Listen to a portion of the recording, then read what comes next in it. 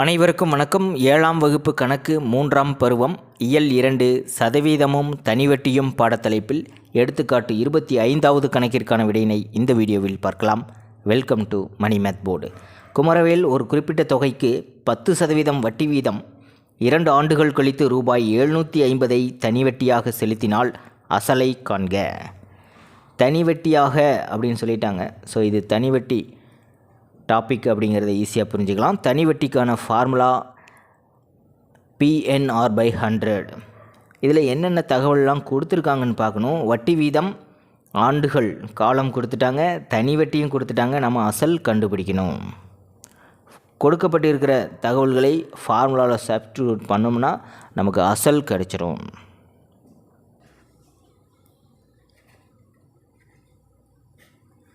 அசல் நாம் தான் கண்டுபிடிக்கணும். ஸோ அசல் P அப்படியே இருக்கட்டும். என்னென்ன கொடுத்துருக்காங்க? வட்டி வீதம் கொடுத்துருக்காங்க. வட்டி வீதம்னா rate of interest. So small letter R = 10%. காலம் கொடுத்துருக்காங்க. Number of years. So N = 2 years. இப்போ 2 ஆண்டுகள். தனி வட்டியும் கொடுத்துட்டாங்க. தனி வட்டி சிம்பிள் இன்ட்ரெஸ்ட். ஆனால் உங்களுக்கு இன்ட்ரெஸ்ட் அப்படின்னு மட்டும் தான் கொடுத்துருப்பாங்க. I = ரூபாய் 750. 8ஆம் வகுப்பில் உங்களுக்கு தனி வட்டியும் கூட்டு வட்டியும் வரும். ஸோ தனி வட்டியை குறிக்கும்போது சிம்பிள் இன்ட்ரெஸ்ட் SI அப்படின்னும், கூட்டு வட்டியை குறிக்கும்போது காம்பவுண்ட் இன்ட்ரெஸ்ட் CI அப்படின்னும் கொடுத்துருவாங்க. பட் உங்களுக்கு தனி வட்டி மட்டும்தான் 7th ஸ்டாண்டர்டில் இருக்கிறதுனால தனி வட்டிக்கு I மட்டும்தான் கொடுத்துருக்காங்க. ஸோ தனி வட்டிக்கான ஃபார்முலா எடுத்து எழுதிக்கலாம். தனி வட்டி I = PNR/100. தனி வட்டி நமக்கு கொடுத்துருக்காங்க. ஸோ I என்ற இடத்துல 750ன்னு போட்டுக்கலாம். P நாம் தான் கண்டுபிடிக்கணும், அப்படியே இருக்கட்டும். N ஆண்டுகள் 2, R ரேட் ஆஃப் இன்ட்ரெஸ்ட் 10/100. நாம் என்ன கண்டுபிடிக்கணுமோ அது மட்டும் சமக்குறிக்கு ஒரு புறமாக வச்சுக்கிட்டு பேலன்ஸ் அனைத்து மதிப்புகளையும் சமக்குறிக்கு ஆப்போசிட் அனுப்பணும். அப்படி அனுப்பும்போது பெருக்கல் இருக்கிற மதிப்புகள் சமக்குறிக்கு ஆப்போசிட் வரும்போது வகுத்தலாயிரும்.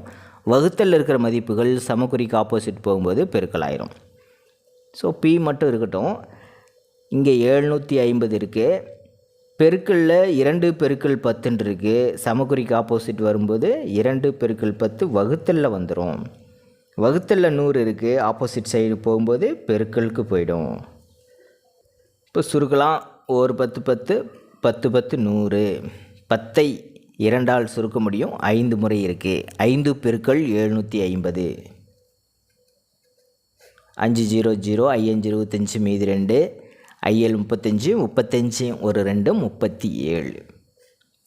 ஆகவே அசல் 3750 அப்படின்னு கண்டுபிடிச்சிட்டோம். எனவே குமரவேல் கடனாக பெற்ற தொகை ரூபாய் 3750 ஆகும். எடுத்துக்காட்டு 26வது கணக்கிற்கான விடையினை அடுத்த வீடியோவில் பார்க்கலாம். மேலே இருக்கிற ஐகார்ட் செக் பண்ணிக்கிங்க. இந்த கணக்கில் உங்களுக்கு கூடுதலான விளக்கம் தேவைப்பட்டால் கீழே இருக்கிற கமெண்ட் பாக்ஸில் கேளுங்க. தேங்க்யூ.